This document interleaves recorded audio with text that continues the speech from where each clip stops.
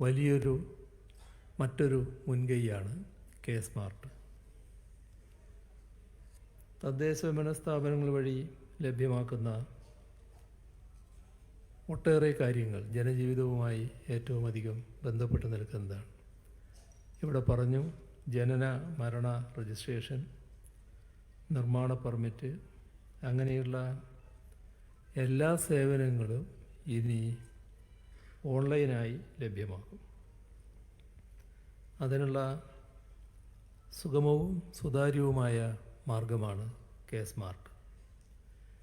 ഇപ്പോൾ വിവിധ പോർട്ടലുകൾ വഴിയും ആപ്പുകൾ വഴിയും ലഭിക്കുന്ന സേവനങ്ങളെല്ലാം ഒറ്റ പ്ലാറ്റ്ഫോമിലേക്ക് മാറുകയാണ്.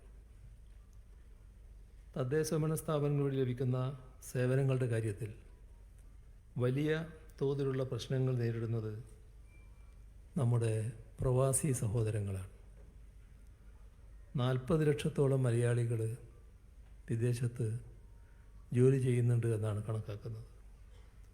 ഇപ്പോൾ ഏതെങ്കിലും സേവനം ലഭ്യമാകണമെങ്കിൽ നാട്ടിലേക്ക് വന്ന് ആ പ്രശ്നങ്ങൾ നേരിട്ട് അവതരിപ്പിച്ച് പരിഹാരം കണ്ട് മടങ്ങിപ്പോകേണ്ട അവസ്ഥയായിരുന്നു നേരത്തെ ഉണ്ടായിരുന്നത്.